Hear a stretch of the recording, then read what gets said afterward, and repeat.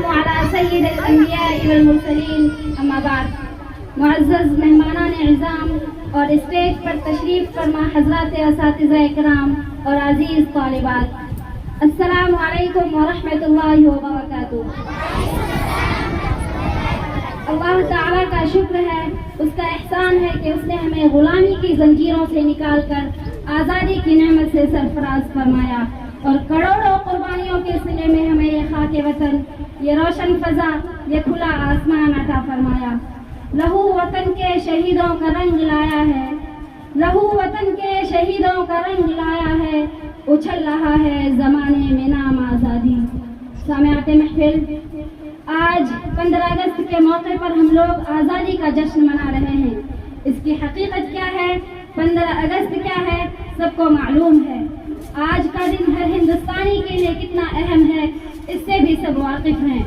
لیکن آپ حضرات کو مختصراً اس کی تاریخ بتا دیں کہ ہندوستان درجہ بدرجہ اپنی ترقی کی منزلیں طے کرتا ہوا پوری دنیا میں اپنی ایک پہچان بنا رہا تھا.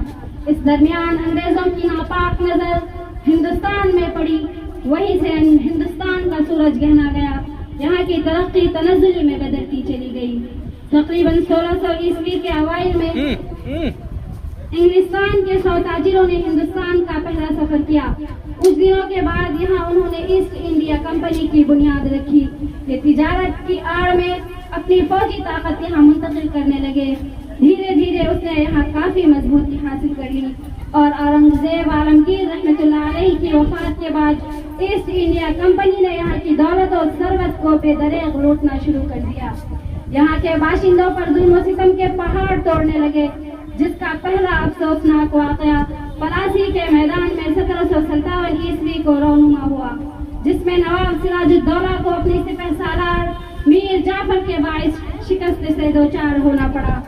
پھر ایک مرد خدا ٹیپو سلطان شہید فرنگی طاقت سے نبرد آزمائی کی اور آزادی وطن کے خاطر لڑتے لڑتے 1799 عیسوی کو شہید ہو گئے.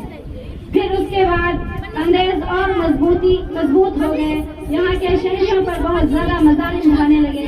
ایسے میں ایک بوڑیا نشی عالم دین شاہ عبدالعزیز محدث دہلوی رحمۃ اللہ علیہ نے انتہائی جرأت و ہمت کے ساتھ ایک فتویٰ جاری کیا اور لوگوں کو بتایا کہ ہندوستان دارالحرب ہے. اسی کے نتیجے میں 1857 عیسوی کو شاملی کے میدان میں معرکہ ہوا، جس میں ہر فرقے کے لوگ شامل ہوئے. لیکن پھر بھی یہ جنگ بہت زیادہ کامیاب نہیں رہی.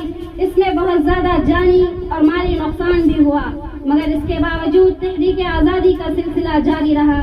اس کے بعد سینکڑوں مجاہدین آزادی بے خطر میدان جنگ میں کود پڑے اور اپنی جانوں کا نذرانہ پیش کر کے اس ملک کو آزاد کرایا.